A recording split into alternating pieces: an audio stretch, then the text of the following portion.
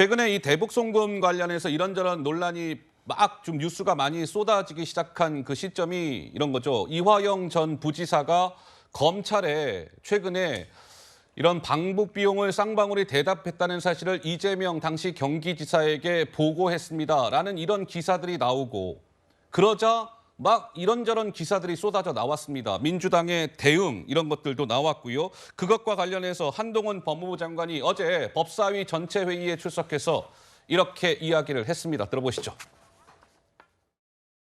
이재명 대표의 최측근이 직접 그 이화영 측을 찾아가서 당에서 최대한 돕겠다고 말을 했다고 합니다.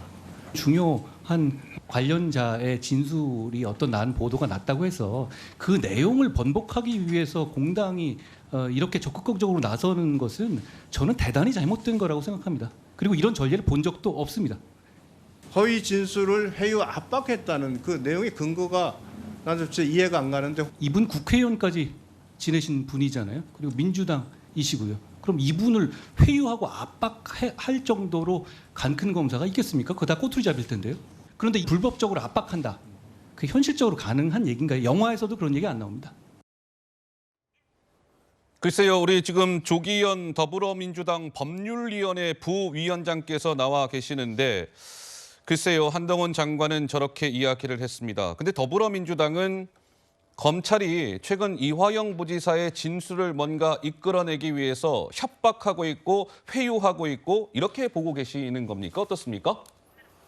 뭐 구체적으로 어떤 검찰의 조사 과정에서 행위가 일이 있었는지에 대해서 확인된 바는 없는데요. 적어도 지금까지 그 이화영 부지사가 일관되게 부인하는 진술을 해오다가 최근에 와서 갑자기 이제 진술을 바꿨다는 부분에 어떤 배경의 의심이 있을 수밖에 없고요. 검찰에 대해서 회유라는 게 사실 뭐 이 혐의 사실을 놓고 자백하라고 회유하고 직접 압박하는 방식은 아닙니다. 이 주변에 대한 수사를 확대하거나 형량에 대해서 변호인 측과 협의하면서 받게 될 불이익에 대해서 괜히 고지를 한다거나 이게 이제 본인이 느끼기에는 압박이고 이제 일종의 변호인과에서는 회유라고 볼 수가 있는 부분이죠. 그런 측면에서 보면 2월 달에 이화영 부지사 구치소까지 압수수색을 했었고요. 5월 달에가 아들에 대한 소환 조사도 있었습니다. 그리고 측근과 주변에 대한 소환도 계속 이루어지고 있습니다. 이런 부분에 대해서 그 회유까지는 모르겠지만 압박을 안 느낄 수가 없는 상황이었거든요. 그런 측면에서 보면 검찰이 그런 부분에서 회유 또는 압박이 있었다는 취지는 이제 그런 것을 그 의미를 하는 거고요. 그리고 실제 지금 진술을 번복했다는 내용도 검찰이 재판부에 낸 의견서에 일부 이제 번복된 진술이 있다는 내용인데 보도에서는 그게 마치 300만 방북 대납을 인정하고 그거를 이재명에 보고했다는 게 사실관계처럼 지금 보도가 되고 있거든요. 그런데 이제 다시 번복했다는 그 옥중 서신에서 내용을 보면 비니스하니까 뭐 방북 좀 신경 써 달라. 그러니까 방북에 대해서 이제 그냥 얘기했다는 거지. 스마트팜이든 뭐 방북이든 대납을 했다는 사실을 인정한 것도 아니었다고 보이거든요. 알겠습니다. 우리 서정욱 변호사님 좀 어떻게 보세요? 저는 근데 지금 이화영 부지사를 회유, 협박하는 게 누군가? 검찰인가? 아니면 이게 민주당인가? 저는 이게 민주당이 회유 협박한다고 봅니다. 오히려 민주당이 검찰을 회유 협박한다? 아니 이화영 지사를. 왜 그러냐면 이게 검찰은요. 이미 변호인이 17명이에요. 17명이 조사 때마다 입회하고 있습니다. 여기에 당신이 뭐 불면 어떻게 해줄게, 안 불면 이게 압박, 이게 가능합니까? 검사가 자기 자리를 걸고 해야 되는 거예요. 지금 이게 녹화도 될 수도 있지만 변호인이 옆에 앉아 있잖아요. 어느 검사가 자기 자리를 걸고 이게 회유와 협박을 하겠습니까? 근데 오히려 민주당은 저는 회유를 하고 있다 봐요. 오히려 이게 이화영 측근 만나서 이게 뭐 힘을 내라든지 또는 탄원서도 당으로 오고 그다음에 옥중 편지도 오고 이게 과연 회유가 없이 가능한가? 오히려 저는 민주당에서 이재명 대표를 구하기 위해서 어떻게든 이화영 부지사 입을 막아보자. 그러기 위해서는 가족도 만나고 그리고 이게 이번에 특별면회까지 하려고 했어요.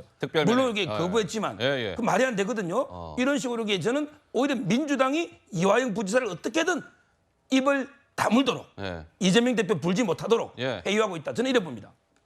지금 뭐 회유와 협박도 굉장히 중요한 이슈입니다만 왜 이 대북 송금이 중요하느냐를 보면 당시 대북 송금이 이루어졌던 시점이 2019년입니다. 맞아요. 그러니까 2019년 2월에 하노이에서 미국 트럼프 대통령과 북한 김정은 위원장의 이 협상이 결렬된 이후에 하노이 노딜. 그렇습니다. 예. 사실상 이제 남북 관계가 경색 국면으로 들어갔을 때 네. 그걸 경기도가 돌파해내기 위해서 직접 나설 수는 없으니까 유엔 대북 제재에 걸리니까 예. 그래서 우회적인 차원으로 쌍방울을 통해서 스마트팜 사업비 500만 불을 보내고 뿐만 아니라 막혀있는 남북 관계를 풀기 위해서 이재명 지사의 방북을 추진하기 위해서 300만 불을 더 보낸 거 아니냐. 근데 이런 그 히스토리가 있기 때문에 그렇죠. 이런 것을 과연 이화영 평화부지사가 단독으로 자기 혼자서 결정해서 그렇게 요청을 했겠느냐. 예. 아니면 자기가 함께 일하고 있던 이재명 당시 경기도지사를 위해서 예. 한 것이냐. 이거에 따라서 유무죄가 크게 달라지거든요.